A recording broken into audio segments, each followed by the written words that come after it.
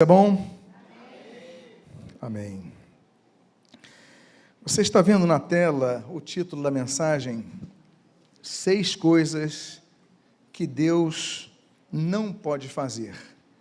E antes que você pegue as pedras para atirar em mim e me apedrejarem, eu convido a que você abra a sua Bíblia em 2 textos de maneira concomitante. O de Gênesis, capítulo 17, e o do Evangelho segundo Marcos, capítulo de número 10. E aqueles que puderem, desejarem ficar de pé, para que possamos fazer a leitura inicial, eu convido então que assim procedam. Eu vou ler o primeiro texto, que se encontra em Gênesis, capítulo 17, versículo de número 1. Quando atingiu Abrão a idade de 99 anos, apareceu-lhe o Senhor e disse-lhe: Eu sou o Deus, o quê? Todo-Poderoso. Anda na minha presença e sê perfeito. E o texto de Marcos, capítulo número 10, no início do verso 27, registra: Para os homens é impossível, contudo, para Deus, tudo é possível. Oremos. Pai amado, Deus bendito, lemos a Tua santa e preciosa palavra e pedimos, Deus, fala conosco nesta manhã. Que nós pedimos, nós fazemos agradecidos em nome de Jesus. Amém e amém. Podem sentar-se. E você então deve estar se questionando, mas que absurdo, que heresia dizer que existem coisas que Deus não pode fazer, se o próprio texto que foi lido disse que tudo Ele pode fazer, que Ele é o Todo-Poderoso. Aliás, esse termo, Todo-Poderoso, não é o que está na Bíblia. Na Bíblia menciona El Shaddai. El é Deus. É um termo genérico para Deus. Shaddai, no hebraico, Shad significa seio. Shaddai, então, El Shaddai apontaria para o Deus dos seios. O que significa isso? Aí nós temos que aplicar o sentido disso. Seio é o que amamenta, é o que sustenta, é o que mantém, é o que protege, é o que instrui, não é isso? Então, nós olhamos a Deus como aquele que nos mantém. E aí algumas traduções posteriores, e a Septuaginta e outras traduções, vão colocar o termo Todo-Poderoso, mas o termo é aplicável. E o texto de Jesus, em Marcos 10, é muito claro nesse sentido. Olha, para o homem é impossível, mas para Deus tudo é possível, não há nada para Deus que lhe seja impossível. Existe alguma coisa então que possa limitar a Deus? Não, somente num ponto de observação, Deus pode ser limitado, quando Ele se autodelimina, ou seja, pela sua própria vontade. Eu citei até a frase de Ockham, dizendo que Guilherme de Ockham, século XIV, ele é um teólogo, digamos, britânico, ele tem um excelente trabalho, ele é discípulo de Duns Scotus, um escocês, que falava sobre isso, da onipotência, ele trabalhou muito a questão da onipotência de Deus, mas ele, olha, mas a vontade de Deus é livre, mas não é arbitrária, Ele pode todas as coisas, mas Ele administra a sua vontade. Então, Ele é todo poderoso, agora, aquilo que Ele não quer fazer, decide não fazer, Ele tem essa liberdade de não fazer. Então, nesse sentido, o que Deus não pode fazer, na verdade, é o que Ele decide não fazer.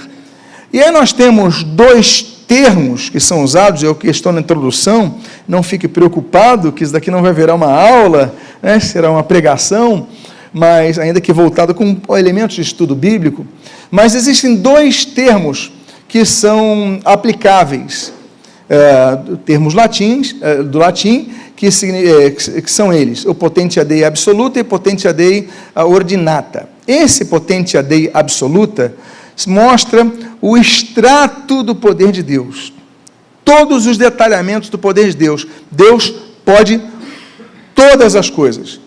E essa autoimposição de limites ao próprio Deus, elas são sempre realizadas dentro de um contexto e de acordo com a sua vontade. Ou seja, em alguns aspectos, Deus decide não fazer algo que podia fazer por causa daquele contexto, daquela situação, e Deus então não faz, como nós vemos em muitos casos, que o povo busca Deus e Deus não, por exemplo, infringe àquele povo um juízo, porque o povo orou, porque o povo agiu, porque o povo, por exemplo, se arrependeu. Então haveria algo, então Deus, eu posso fazer, mas eu decido não fazer. Portanto, Deus, podendo fazer todas as coisas, nós então lemos nesse aspecto do Potentia Dei absoluta, como nós vemos esse caso aí de Gênesis capítulo 18, no versículos 13 e 14. Disse o Senhor a Abrão: acaso para o Senhor alguma coisa demasiadamente difícil? Não há. Não há nada que seja difícil para Deus, não há nada que seja impossível para Deus. Assim como nós somos tão limitados pela nossa percepção, melhor dizendo, em relação ao passado, presente e futuro, nós olhamos o passado, esquecemos algumas coisas do passado, nós ficamos atentos ao presente, temos perspectivas ao futuro. Deus não tem isso. Porque Deus não se limita ao tempo. Deus existia antes do tempo existir. Tanto é que o tempo é uma questão de ponto de vista. Quando nós estudamos ali, por exemplo, os dias do ano aqui na Terra, nós sabemos que temos 365 dias no ano, nesse ano 366 dias. Mas se você for para Marte, nós teremos um ano menor, nós teremos, se você for para Saturno, um menor, porque é o ponto de vista. Assim também como os dias. O nosso dia é composto de 24 horas, então por quê? Porque é a nossa colocação com o Sol agora. Deus, antes de criar, o Sol já existia. Então a perspectiva de 24 horas, 365 dias no ano, é uma perspectiva de quem está na Terra. Quem estiver em Marte, quem estiver em Netuno, em Saturno, em Plutão, vai ter outra contabilização das coisas. Imagina Deus, que não está circunscrito à Terra. Imagina Deus que criou a Terra e criou os astros. É interessante notar que no princípio criou Deus os céus e a Terra. Ele criou o universo. O universo vai se expandindo, não é verdade? E somente no quarto dia que surge o Sol. E quando surge o Sol, na verdade, é aquela percepção da Terra. A Terra fumegante, aquela fumaça, aquelas lavas, aquele calor, aquilo consumindo, a pessoa não conseguia ver desse ponto de vista o Sol, mas o Sol já existia. No quarto dia já dá para ver o Sol, porque já se desanuviou, já conseguiu se ver, então já começa a contabilização do tempo. Deus, então, não se limita ao tempo, Deus não se limita às paredes, ao físico, Deus não se limita a nada senão a sua própria vontade, porque para Ele nada é impossível. Agora nós falamos do Potentia Dei absoluta, mas como diz o próprio Guilherme de Ockham, que nós citamos aqui, ele vai avançar em relação ao mestre dele, o John Scotus. Por quê? Porque ele vai entender o seguinte, que a Potentia Dei ordinata não é superior ou inferior ao absoluta, mas é consequente, por uma questão da temporalidade, da contextualidade. Porque, por exemplo, Potentia Dei ordinata, você pegou aquele ordinata, você sabe o que esse termo nos remete? Ordinata, aquilo que está em ordem, muito bem, está em ordem, ou seja, Deus pega o seu poder e coloca em ordem. E Deus tem essa perspectiva da ordem das coisas. Deus cria, por exemplo, leis que geram ordem. A lei, por exemplo, da gravidade. Eu, se pular de um prédio, eu não vou ficar flutuando, eu vou cair. Tem uma lei que eu tenho que respeitar, então eu não posso pular de um prédio. Agora, a ave, Deus cria com asas, já com a perspectiva que elas possam voar. O peixe, Deus cria com escamas, com o objetivo que ele possa deslizar entre as águas. Então, Deus coloca a ordem nas coisas, e dentro dessas ordens, ele vai, então, delimitando o poder de cada um.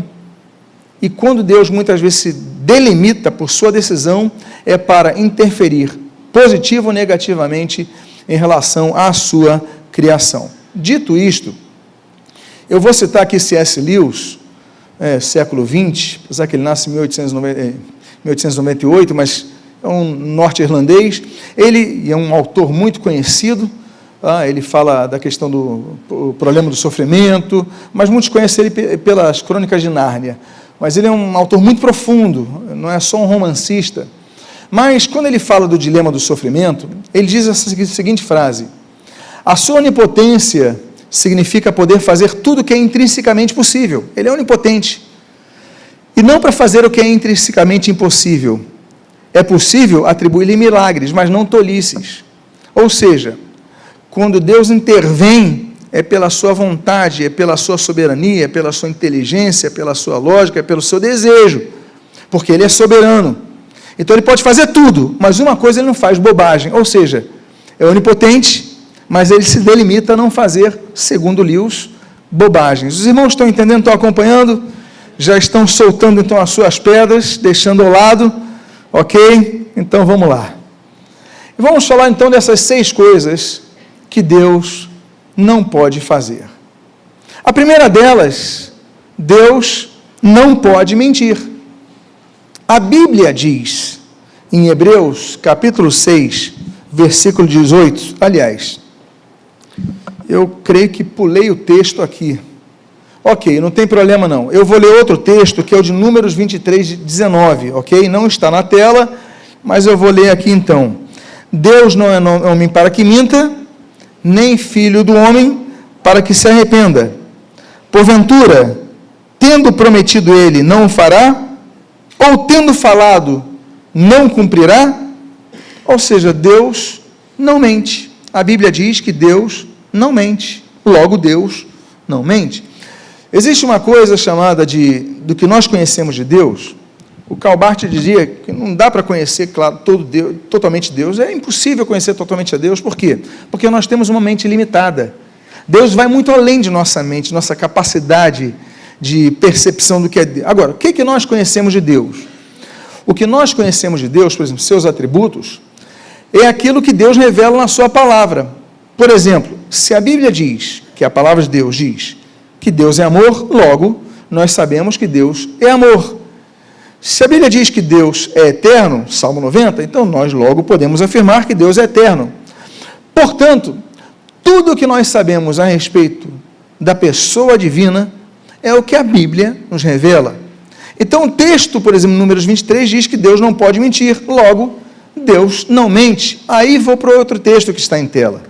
Hebreus capítulo 6, agora sim, versículo 18, diz assim: para que mediante 2 coisas imutáveis, nas quais é impossível que Deus minta, forte alento tenhamos nós, que já corremos para o refúgio, a fim de lançar mão da esperança proposta. Quem mente não é Deus, quem mente são os homens. Aliás, a mentira, nós citamos há pouco tempo Caim, Gênesis capítulo 3, mostra que Caim mentiu. Aí o pai da fé, Abraão, Gênesis capítulo 12, mostra que Abraão mentiu. Aí Jacó, Gênesis capítulo 27, mostra que Jacó mentiu. Aí você vai para Josué capítulo 9, os gibeonitas mentem. Aí você vai para Geazi, em 2 Reis capítulo 5, você vê que Geazi mente. Você vai ver mentiras ao longo da Bíblia que são ali desmascaradas. O próprio Pedro, Mateus capítulo 26, mente: não, eu não conheço ele. Você estava com ele? Não, mas eu não conheço ele. Mateus 26, um discípulo andou 3 anos com Jesus e ficava ali mentindo. Por quê? Por causa do medo. Na verdade, a Bíblia fala em Tito 1, dos cretenses mentirosos. A Bíblia fala em Apocalipse 2, dos falsos apóstolos que eram mentirosos. Porque o que é mentira? A mentira é fruto de medo. Você mente porque você tem medo de contar a verdade. Desde quando somos crianças. Rabiscou a parede toda. Aí chegam os pais. Só tem aquela criança na sala. Aí chegam os pais. Filhinho, quem fez isso? A criança toda emborrada, toda manchada, pintada, o rosto pintado, mão pintada, a parede. A criança diz: não fui eu. Não tinha mais ninguém ali, não fui eu. Por que ele diz? Por que ele mentiu? Por causa do medo. Então, se há mentira, a sua base é um medo, de encarar a verdade e as consequências da verdade. Agora, Deus tem medo de algo? Como Deus não tem medo de algo, então, logo, Deus não precisa mentir. Até porque nós caminhamos, então, para a sua onipotência moral. Deus não tem medo, Deus não precisa mentir. Então, a primeira coisa que Deus não pode fazer é que Deus não pode mentir. Nós mentimos. A Bíblia diz que todo homem é mentiroso. Não é só o Dr. House que falava sobre isso aos seus pacientes, não. Todo homem é mentiroso. Mas quando nós somos transformados por Cristo, nós devemos mudar a mentira pela verdade. Aí começam os aspectos da transformação do Espírito Santo naquele que conhece a Deus. Nós devemos voltar a sermos iguais a Deus. Esse é nosso objetivo, voltarmos a reluzir, termos a luz de Cristo, voltarmos a ser a semelhança de Deus em nossos aspectos, ao ponto de nos chamarem de pequenos cristos. Jesus não mentiu. A Bíblia diz em Hebreus, aquilo que profetizava ali, 740 anos antes de Cristo, Isaías. Na sua boca não se achou dolo, não se achou mal, não se achou erro nenhum. Nos momentos, o máximo que ele fazia era ficar calado, e como dizia e profetizava o texto, por exemplo, de Isaías, ficou mudo, como ovelha que vai ao matadouro. Então, em alguns momentos, Jesus se calou, mas nunca mentiu. E quando a Bíblia chama, e a Bíblia diz, no livro de Atos, que os seguidores de Cristo, eles vão mudar o nome, porque até o livro de Atos mencionar que eles vão passar a ser chamados de cristãos, eles são chamados de nazarenos, ou seja, seguidores daquele homem que cresceu em Nazaré, que foi quem? Jesus. A partir de Atos, eles têm um testemunho tão grande de Cristo, que eles vão ser chamados de pequenos cristos. Cristão vem do grego cristianos. Cristianos, em grego, é pequeno Cristo. Ou seja, olha um pequeno Cristo ali, olha um Cristozinho ali. Por quê? Porque era uma pessoa que, aquele que mentia, não mente mais. Então, é um aspecto que Deus tem, Deus nunca mentiu, e aí você começa a entender, então, que nós devemos procurar replicar isso, por mais difícil que seja, mas nós devemos replicar isso nas pequenas coisas. Não é verdade? A pessoa liga para você, aí você fala para a pessoa que está do seu lado, diz que eu não estou, diz que eu não estou. Ou seja, mentiu. Então nós devemos cuidar, nós devemos pedir ao Senhor colocar guarda em nossa boca e vigiar em todo o tempo. Deus pode mentir? Mas Ele pode todas as coisas? Olha que pergunta. Deus pode todas as coisas, exceto aquelas que Ele se autodelimita. Deus decide não mentir, Deus não mente. Se você decidir não mentir, você pode lutar e vencer, não é verdade? Existe um filme do Jim Carrey, não sei quantos viram, que de repente ele começa só a falar a verdade. Quantos viram esse filme? Você viu como isso implicou em prejuízos para ele? Teve prejuízos mesmo, mas muitas vezes é o preço de você lutar para caminhar nessa postura. Há uma outra coisa que Deus não pode fazer. A segunda coisa que Deus não pode fazer é que Deus não pode ser tentado. A Bíblia diz em Tiago, capítulo 1, versículo número 13, o seguinte: ninguém, ao ser tentado, diga, sou tentado por Deus, porque Deus não pode ser tentado pelo mal, e Ele a ninguém tenta. Vou falar uma coisinha aqui para vocês. Ninguém é tentado por Deus. Existem duas coisas que são distintas: ser tentado e ser provado. Os termos, tanto no hebraico como no grego, são distintos. Você pode ser provado por Deus, mas tentado não. Quem tenta é o diabo. O objetivo da tentação é fazer você cair. O sentido da prova é dar-te condições de vencer algo que você pode vencer. Agora, quando o termo, eu coloquei o termo aí, um termo hebraico, apeirasos. Apeirasos, esse A é uma preposição negativa. Mas peirastos é uma palavra grega que pode significar teste, mas pode significar também sedução. A Bíblia diz que o pecado, ele nos seduz, não é isso? O pecado é sedutor. Você não vai ser tentado para algo que você não é seduzido, não é envolvido. Por exemplo, digamos que uma pessoa que tem uma vida financeira extremamente positiva, no sentido de a sobra de recursos, não tem nenhuma preocupação financeira. Alguém chega ali e oferece para ele, olha, eu te dou R$1.000 se você me permitir isso. A pessoa fala, não vai ser tentado nisso, não precisa, ele tem milhões ou bilhões na conta. Agora imagina um sujeito que está para ser despejado da casa dele, está devendo o aluguel, o condomínio 3 meses, está devendo tudo, não tem dinheiro para comer, aí o sujeito te dou R$1.000 para você deixar eu passar. Para aquilo não foi tentação, para esse foi. Por quê? Para aquele isso não vai seduzir, mas esse vai gerar sedução. A pessoa que está carente, geralmente o que aparece à frente dele é aquilo que vai lhe suprir a sua carência. Então a carência daquela pessoa é recurso. Então ela precisa daquilo e vai aparecer na hora. Deus não pode ser tentado, ou seja, apeirazos, Deus não pode ser seduzido. Por quê? Porque Deus não tem carência de nada. Portanto, Deus não pode ser tentado. E nós podemos ser tentados? Claro que podemos ser tentados. Aliás, claro não. É óbvio que todos somos tentados. A Bíblia diz que Jesus, Hebreus fala sobre isso, ele foi tentado em todas as coisas, mas nele não se achou pecado. Ele foi tentado em todas as coisas. Não é só aquela tentação que nós lemos ali em Lucas capítulo 4, Mateus capítulo 4, quando Jesus é levado ao deserto de Jericó, nós lemos no texto dos evangelhos que são apresentadas 3 propostas ao Senhor Jesus. Lembram-se delas?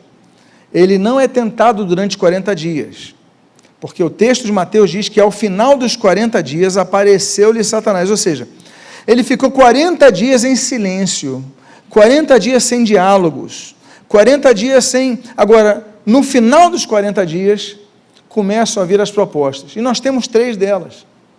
E nas 3, depois de 40 dias, que mostra então que Jesus, ali, ainda que ser 100% Deus, era 100% homem, ainda assim, Jesus, fraco na sua carne, a Bíblia diz que ele tinha fome, mas ele ainda assim, ele se aplicou na palavra de Deus, ao ponto de ele citar um texto da Bíblia, lá de Deuteronômio capítulo 8, nem só de pão viverá o homem, mas de toda a palavra que procede da boca de Deus. Ou seja, ainda que fraco, ele tinha a palavra de Deus. Ainda que possamos passar por dificuldades, guarde a palavra de Deus no teu coração, nunca deixe a palavra de Deus, porque quando você for tentado, ele não falou para Satanás, está amarrado Satanás. Ele falou para Satanás, está escrito Satanás. E nas 3 tentações ele venceu pela palavra. Nós podemos ser tentados. Nós somos tentados. A grande questão é, como nós combatemos isso? A Bíblia diz, por exemplo, Tiago, achegai-vos, pois, a Deus, que mais? E ele vai, quando nós nos apartamos do mal, nos achegamos a Deus, resistimos ao diabo, ele se afasta de nós, como ele fez ali em Jericó, ele se afastou de Jesus. Nós devemos então aprender a resistir ao diabo. Resistir ao diabo é resistir, é se manter numa posição firme, né, de combate e não de passividade, aceitando facilmente. Então, nós podemos ser tentados, mas não devemos aceitar isso. João Calvino, ele, naquela época de muitos anos atrás, aquelas catedrais muito bonitas na Europa, né? Nós tínhamos aquelas catedrais, e no topo das catedrais havia algumas vigas que seguravam o teto, né? Aquelas estruturas antigas, então as vigas eram de madeira. E o que acontece? Sendo muito alto, os pombos faziam um ninho lá em cima. E ali aí você entende por que os primeiros reformadores, nas pinturas, nos desenhos, eles têm aquele cap, você já viu? Calvino com cap, Lutero com cap, Zwinglio com cap. Por quê? Porque eles pegavam nas catedrais e eles tinham que, me permitam o termo, se proteger dos pombos. Por isso que eles pregavam com chapéu nas igrejas, ok? Por causa da estrutura arquitetônica da igreja, que os pombos você não tinha como tirar ali. Mas, usando esse exemplo da premiação dos pássaros a algumas pessoas, ele dizia o seguinte: olha, você não tem como evitar que um pássaro te acerte na cabeça. Não tem como evitar. Agora, você tem como evitar que ele crie um ninho na sua cabeça. O que ele quis dizer? A gente não tem como evitar sermos tentados. Acontece, de repente, você está passando, acontece, surge. Mas você tem como evitar que isso se torne um ninho na sua cabeça. Ou seja, resistindo, não aceitando. É por isso, Lucas 22, diz que nós devemos, olha, vigiar e orar para que não, o quê? Na tentação. Entremos na tentação. Não é sejamos tentados. O termo grego, entrar na tentação, é tipo aceitar o que está sendo proposto. Isso é entrar na tentação. Tentados todos somos. Agora, vigiar e orar. Duas coisas, duas peças ensinadas por Jesus. Deus precisa vigiar? Sim ou não? Não. Deus precisa orar? Não. Nós oramos a Ele. Ele precisa se auto-orar? Não. Então, Deus não pode ser tentado. Vamos à terceira coisa que Deus não pode fazer. A terceira coisa que Deus não pode fazer: Deus não pode trair a sua palavra e condenar quem está em Cristo. A Bíblia diz, em 2 Timóteo, capítulo 2, versículo 13, se somos infiéis, Ele permanece fiel, pois de maneira nenhuma pode negar-se a si mesmo. Deus não pode negar a sua palavra, até porque, quando Ele promete, Ele é fiel para cumprir a sua palavra, não é isso? Ele não é só fiel, mas Ele é onipotente para cumprir a sua palavra. Existem, quando se estuda sobre Deus, os atributos de Deus. Existem dois tipos de atributos de Deus: os chamados comunicáveis e os incomunicáveis. Os atributos comunicáveis de Deus são os que podem ser emulados por nós. Então, por exemplo, atributos de Deus: Deus é justo, nós devemos procurar agir com justiça.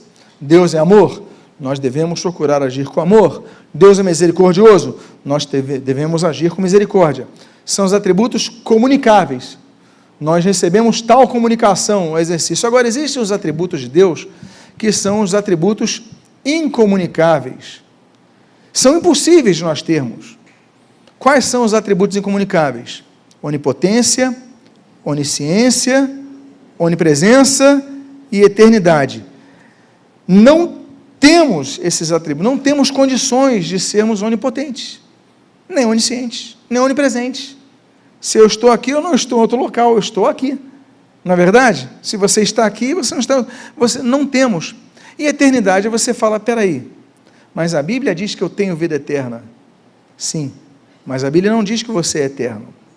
Você tem a vida eterna, mas não é eterno. Por quê? Uma vez, numa reunião para se debater uma estrutura doutrinária, se colocou num artigo de regra de fé um termo que nós somos eternos, algo assim. Falei, não, isso daí não é errado. Não, mas nós temos a vida eterna. Está errado. Nós não somos eternos. Nós somos infinitos. Não somos eternos. Por quê?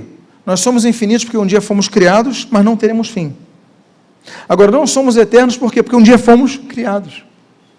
Se fomos criados, não somos eternos, porque o eterno não tem fim, mas também não tem início. E só Deus é eterno. Agora, pela sua graça, Ele nos oferece a vida eterna. Nós adentrarmos na vida dEle, que é eterno, e passamos a ter a vida eterna. Mas o fato é que Deus tem poder para nos abençoar e para permanecer fiel em suas promessas para nós. Agora, quando eu falei, então, que ele não pode trazer a sua palavra, ele não atrai nem positivamente, nem negativamente. Por quê? Porque a sua própria palavra diz que há condenação. Há condenação. Desde aquele pecado original, há condenação para a humanidade. Mas o texto de João, capítulo 3, que geralmente as pessoas só se lembram do 16, né? Mas se você for do 17 em diante, você vai ler o que está aí. Diz o texto: porquanto Deus enviou o seu Filho ao mundo, não para que julgasse o mundo, mas para que o mundo fosse salvo por ele. Quem nele crê, não é julgado. O que não crê, já o quê? Já está julgado, porquanto não crê no nome do unigênito Filho de Deus. Ou seja, a humanidade já está julgada. É aquela proposição encontrada em Romanos capítulo 9, e que nós fazemos uma pergunta: se Deus decidir condenar toda a humanidade ao inferno, Deus é injusto? Não, não é injusto, porque a humanidade merece, não merece. Agora, o que Deus fez? Enviou o seu Filho Jesus, ou seja, por amor, porque Deus amou o mundo, então ele envia o seu Filho Jesus para que nele crê. Então, quem crê nele, diz a Bíblia, não é julgado, mas quem não crê já está julgado. Existem julgamentos, mas um deles já é uma realidade. Quando a pessoa se converte, digamos que aqui é o papel da pena da pessoa, aqui estão os pecados da pessoa, ela já foi julgada: olha, você não tem condições de viver na presença do Deus Santíssimo. Mas quando você se arrepende dos pecados, deposita sua fé em Cristo, o que ele faz? Ele rasga isso daqui, olha, já não existe mais, porque nenhuma condenação há para os que estão em Cristo Jesus, como diz o texto aí de Romanos 8:1, que não andam segundo a carne, mas segundo o Espírito. Eu aqui uso a versão revista corrigida, não a revista atualizada. Nenhuma condenação há para os que estão em Cristo Jesus, ou seja, Deus, ele é fiel para manter a sua palavra. Todos estão condenados, todos, mas se alguém for para Cristo, se arrepender, depositar sua fé em Cristo, olha, nenhuma condenação, nenhuma, rasgou o papel. Lembra o exemplo que eu dei aqui de rasgar o papel? Não há, mas cadê a culpa dele? Não há, nenhuma condenação há para os que estão em Cristo Jesus. Portanto, Deus não pode ser infiel à sua própria palavra. Amém, queridos? Isso ele também não pode fazer. Outra coisa, agora, nós devemos lembrar, um dia havemos de prestar contas de nossas ações a Deus, tanto os salvos, como diz ali 2 Coríntios capítulo 5, versículo 10, como os não salvos, o julgamento do grande trono branco, Apocalipse capítulo 22. Mas o fato é que a Bíblia diz que aqueles que forem julgados não vão ser julgados injustamente. Jeremias capítulo 17 diz assim: olha, eu, o Senhor, eu esquadrinho os corações, eu provo os pensamentos, para lhes dar segundo as suas obras, fruto de suas ações. Ou seja, todos pecaram, como diz a Bíblia em Romanos, e carecem da glória de Deus. Agora, aqueles que vão para Cristo, ele deixa o pecado de lado, como diz Miqueias, lança no fundo do mar os nossos pecados e nos perdoa. Temos que ser gratos a Deus, meus irmãos. Temos que ser gratos a Deus. Graças a Deus pelo Deus maravilhoso que é.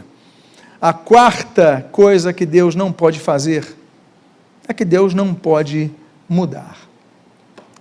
Tem dois textos aí, o de Tiago e o de Malaquias, e diz assim: toda boa dádiva e todo dom perfeito são lá do alto, descendo do Pai das luzes, em quem não pode existir variação ou sombra de mudança. Deus muda? Não. Versículo Malaquias 3,6, olha, mais claro ainda, mais explícito que isso não existe. Diz assim: porque eu, o Senhor, não mudo. Eu, o Senhor, não mudo. Então eu faço uma pergunta a vocês: Deus pode mudar? Não. Agora, então, eu vou dar um passinho a mais, se você me permitir. Se Deus não muda, por que nós oramos?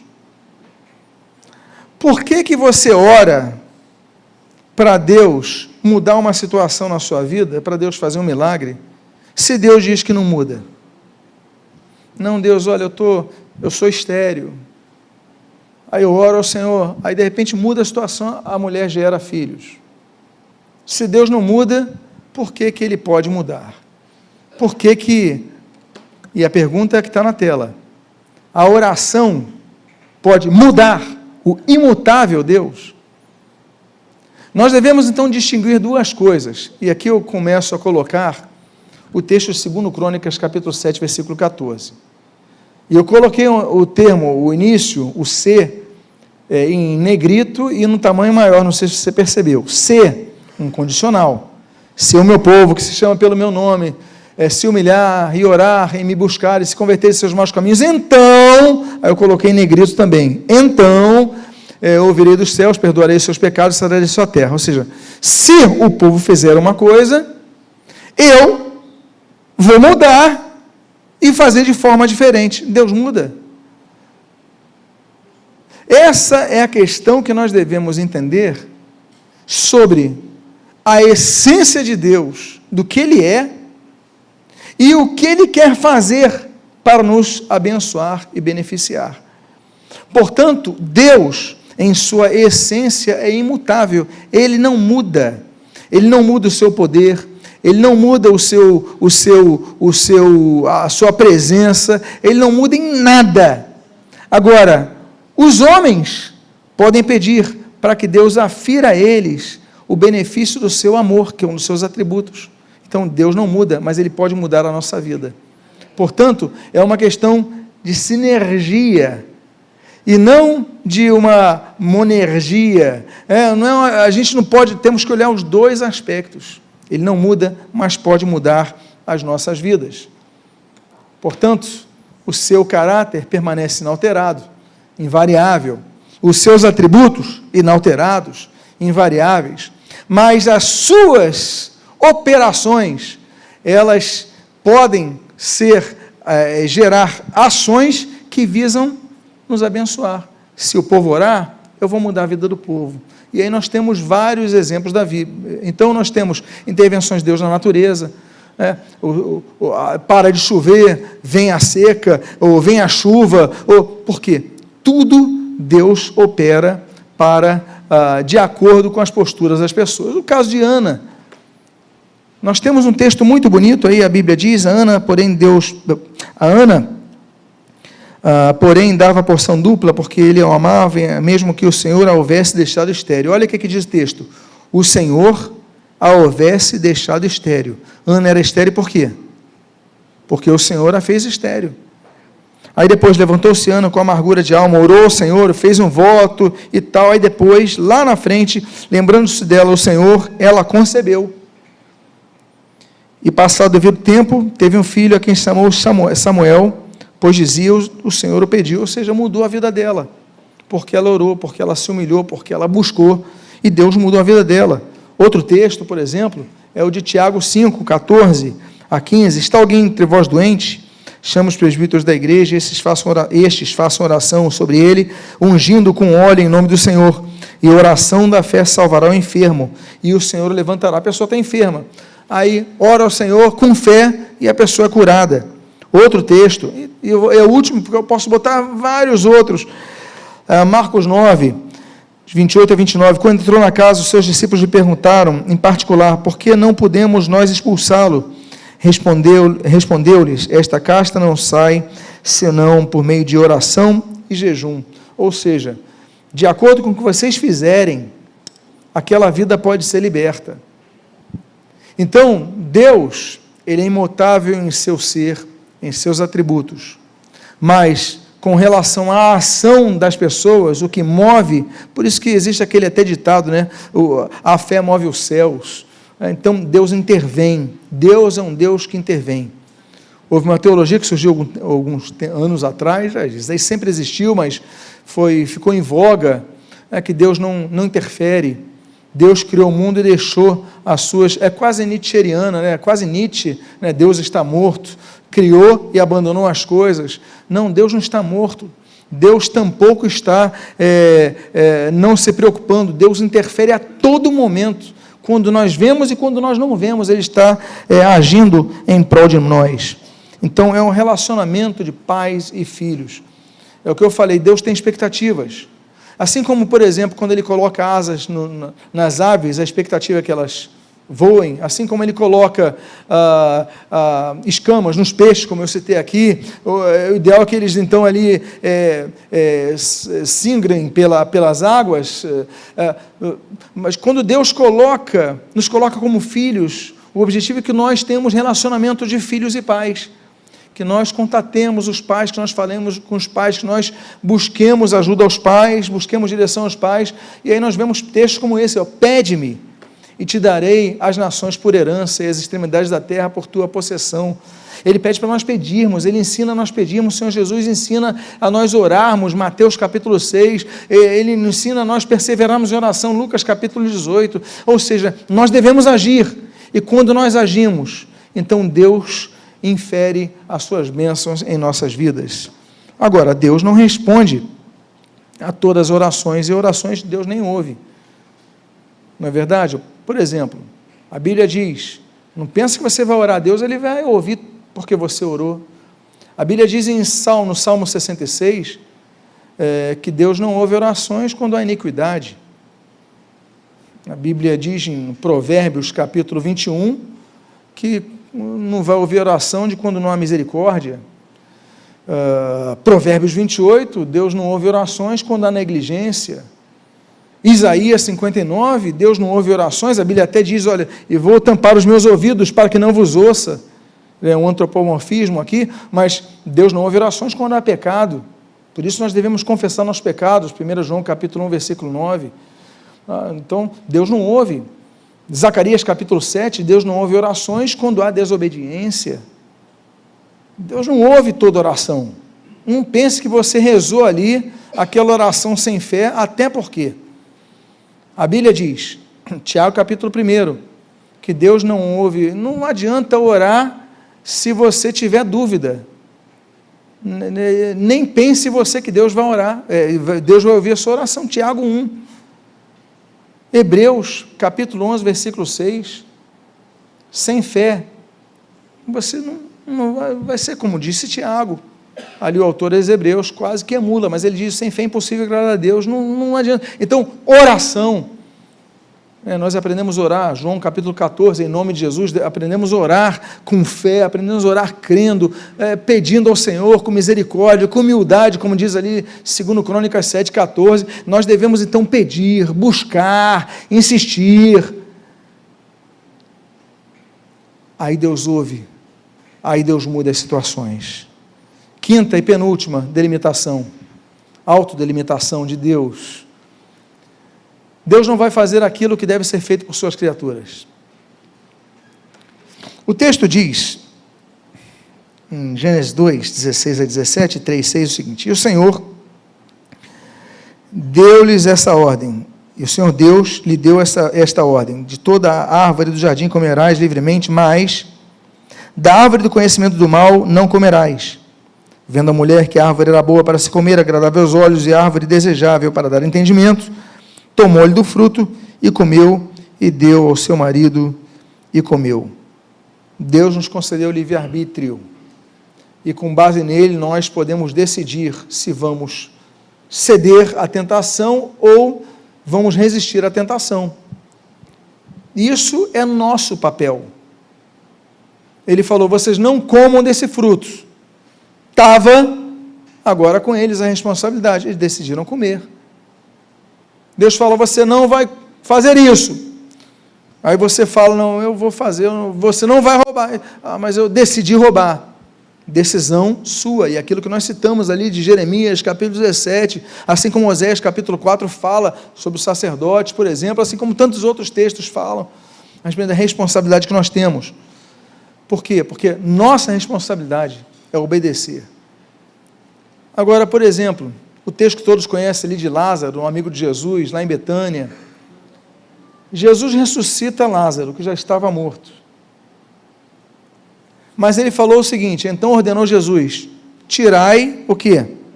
A pedra. Tirai a pedra. O que era mais difícil para Jesus? Ressuscitar um morto ou mandar a pedra ir para o lado, dar um terremoto e a pedra sair do lugar? Ressuscitar morto é a coisa mais difícil que existe. Ele ressuscitou morto porque era impossível os homens fazer. Mas tirar a pedra era possível os homens fazerem. Então ele falou, tirem a pedra. O que eu vou fazer é o que vocês não podem fazer. Agora o que vocês podem fazer, vocês têm que fazer. Então tirem a pedra. Tem muito cristão que vive nessa folga de querer que Deus faça tudo. Deus me dá um emprego, Deus me dá um emprego, Deus me dá um emprego, Deus não me dá emprego, Deus não me abençoa. Aí eu fico olhando, imaginando assim, Deus olhando, mas você não nem procurou um classificado? Você nem procurou um banco de empregos? Você não foi nem em entrevista? Não, era muito cedo para mim. Entrevista 8 da manhã no centro, muito cedo para mim, não dá para mim não. Você quer que Deus faça tudo? Deus, Ele faz tudo o que você não puder fazer. Aí, por exemplo, aí você ora e tal, você faz o teu mínimo, procura ali um emprego, faz um contato com alguém, manda currículo, surgiu a oportunidade de entrevista. Aí você chega na entrevista de emprego, com a barba por fazer, botão da camisa aberto, chinelo mastigando chiclete na entrevista, sem botar um perfume. Aí a pessoa não te emprega, você fala, Deus, tu me abandonaste, Deus.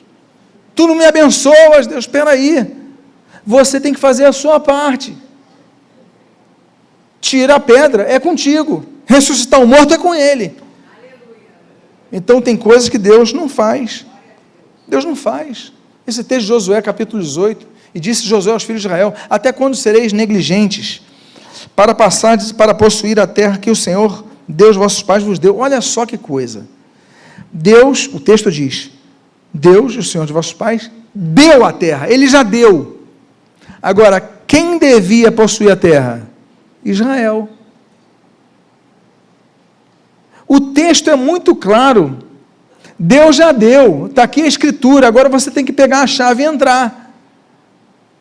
Tem que tirar o que está lá dentro. Ah, não, Deus, eu só quero se tu me transportares para lá. Você está entendendo? O que Deus não faz? Deus espera que nós façamos a nossa parte. Olha, Deus não faz o que nós temos que fazer. Por exemplo, Salmo 150, nós devemos louvar ao Senhor. Não é Deus que vai se autolouvar. Deus não vai fazer isso. Nós devemos louvar ao Senhor. Não é isso? Nós falamos de Lucas aqui. Devemos vigiar. Deus não precisa vigiar-se, mas nós devemos vigiar. Nós devemos orar. Deus não se auto-ora. Nós devemos orar, porque é nosso papel orar, evangelizar, não é isso? Hebreus capítulo 10, versículo 25, é nosso dever congregar, não é dele, a casa é dele, nós que temos que congregar, nós que devemos que, então, nós precisamos nos santificar, ele não, ele já é santo. Então, o que Deus espera que nós façamos, é nosso papel fazermos. E por fim, a última coisa que eu queria compartilhar, que Deus não pode fazer, Deus não executa seu juízo contra a humanidade, olha que coisa bonita, sem antes alertá-la sobre o mesmo. O texto de Amós, o pregador pastor, diz assim em Amós capítulo 3, versículos 6 e 7, tocar-se-á a trombeta na cidade sem que o povo se estremeça? Sucederá algum mal à cidade sem que o Senhor o tenha feito? Certamente, o Senhor Deus não fará coisa alguma sem primeiro revelar os seus segredos, o seu segredo aos seus servos, os profetas. Deus promete, a palavra tem que ser anunciada, a palavra tem que ser pregada, a palavra tem que ser proclamada, as pessoas têm que saber, já existe um juízo, tem que haver arrependimento. Noé, por décadas, ele pregou ali, antes que o dilúvio viesse, o arrependimento. A Bíblia diz que o Senhor Jesus vai voltar, e um dos sinais da vinda de Jesus, existem alguns. Um dos sinais nós podemos perceber ali, por exemplo, no texto de Mateus 24, vários textos escatológicos da Bíblia, mas no Evangelho nós temos de maneira muito especial esse. Mas fala Atos e outros, e o Antigo Testamento, mas um dos sinais da volta de Jesus é para que o Evangelho fosse pregado a todas as pessoas. Eu pensava assim. Até que eu fui no grego. E no grego, o texto está dizendo o seguinte, não, é até que o Evangelho seja pregado a todos os... Aí ali o termo grego é etnos, etnias, raças, povos. Ou seja, esse momento já está chegando. Esse momento já está chegando com o quê? Com a internet. A minha geração, quando eu era adolescente, nós orávamos pela cortina de ferro para cair, porque não podia entrar a Bíblia lá. Aí nós tínhamos os missionários que entravam com Bíblias escondidos, né? O irmão André, aquele holandês que se arriscava para entrar na cortina de ferro, e ali cruzando Berlim Ocidental para Berlim Oriental, o pessoal que entrava na então Tchecoslováquia. A Rússia, então, era muito difícil, mas pelo menos ali naquela cortina, segundo Churchill dizia, né, a cortina de ferro, então era mais difícil, mas você tentava entrar pela Hungria ali, ia pela Áustria e tal, era aquela dificuldade, nós orávamos. Hoje nós oramos pela nova cortina de ferro, no caso do Evangelho, a janela 1040, os países muçulmanos, é muito difícil, mas não é mais tão difícil como era por causa da internet. Uma pessoa no Irã, ele tem acesso à internet, e se ele furar os bloqueios do governo, ele consegue uma Bíblia online, consegue ser evangelizado, porque tem Bíblias em todos. Então o Evangelho está sendo pregado a todas as etnias. Por isso que eu creio que estamos vendo uma geração muito próxima da volta de Cristo. Agora, Deus, já nesse texto de Amós, ele fala, olha, eu não vou enviar o juízo, sendo já anunciamos os profetas. Vai ser anunciado, eles vão anunciar. E ali, eu estou voltando aqui. Enfim, meus amados, peço desculpas aqui pelo imbróglio que está ali no computador, mas tem outro texto que eu ia colocar, mas eu vou ler aqui, Isaías 46, vou encerrar com ele, versículos 9 e 10. Lembrai-vos das coisas passadas da antiguidade, que eu sou Deus, e não há outro, eu sou Deus, e não há outro semelhante a mim, que desde o princípio eu anuncio o que há de acontecer, e desde a antiguidade as coisas que ainda não sucederam, e que digo, o meu conselho permanecerá de pé, e farei toda a minha vontade. O juízo vem. Vocês lembram que o Senhor Jesus já falou em João 3, 17 a 19, quem não crê já está condenado, porque o juízo já existe. A Bíblia fala dos julgamentos, 1 Pedro, capítulo 4, fala do julgamento da cruz, aquele foi o julgamento dos nossos pecados, só quem estava lá era um justo, que não pecou, Jesus. A Bíblia fala em 1 Coríntios, capítulo 11, versículo 28, do alto julgamento que nós fazemos quando vamos participar da ceia. A Bíblia fala, por exemplo, no julgamento do mundo, pelos santos, 1 Coríntios, capítulo 6, versículo 2, os santos vão julgar o mundo. 1 Coríntios, capítulo 6, versículo 3, o julgamento dos anjos. Quem vai julgar os anjos vai ser a igreja. A Bíblia diz que os santos vão julgar os anjos. A Bíblia fala de um quinto julgamento, que é o julgamento das nações. Mateus capítulo 25, as nações vão ser julgadas. A Bíblia fala de um sexto julgamento, que é o de Ezequiel capítulo 20, o julgamento da nação de Israel. Vai ter um julgamento específico para a nação de Israel. Há um sétimo julgamento, que é o de 2 aos Coríntios capítulo 5, versículo 10, que é o tribunal de Cristo, onde nós, a igreja, os salvos, vão ser ali apresentados a eles o que eles fizeram, o que deixaram de fazer, para galardoamento, não para condenação, mas é um julgamento. Estaremos diante de juiz, sendo que nesse caso, o juiz vai ser Jesus Cristo. Temos um oitavo julgamento, que é o julgamento chamado julgamento do grande trono branco, que é o chamado juízo final, que é o julgamento para condenação. Apocalipse capítulo 20, versículos 11 ao 14, nós temos um outro julgamento, que é o julgamento de Satanás, que ali está explícito em Apocalipse capítulo 20, versículo 10. Mas nós temos um julgamento que já ocorre a partir dos dias de hoje. É aquele que a Bíblia diz em 1 Pedro capítulo 4, versículo 17. Portanto, o juízo começa pela casa de Deus. Há coisas que Deus não pode fazer. Mas se eu fosse citar coisas que só Deus pode fazer, eu começaria com aquela. Deus pode salvar. E para isso, Deus pode agir com a sua misericórdia para conosco. Eu convido a que você fique de pé, para que nós oremos. A você que está assistindo essa mensagem na internet, por vídeo ou por áudio, quero convidar a você a fazer no seu coração um desafio, dizendo: Deus, perdoa os meus pecados, perdoa as minhas falhas. Você que está aqui presente, feche seus olhos. Eu quero fazer uma oração por você. Pai amado, eu te louvo, eu te agradeço por tudo que tens feito por nós, pela tua palavra que não volta vazia, pela tua palavra que não cai por terra, mas tu que és fiel para cumprir a tua palavra, Pai. Abençoa as nossas vidas. Eu te peço agora, abençoa, Senhor, abençoa o teu povo, que aqui ouviu sobre aquilo que decides não fazer. Tu, ó onipotente, tens domínio sobre tudo, sobre todos, em todos os tempos, em todas as eras, antes mesmo do tempo existir. Pai amado, nós te louvamos. Nós pedimos a tua graça e misericórdia sobre nós.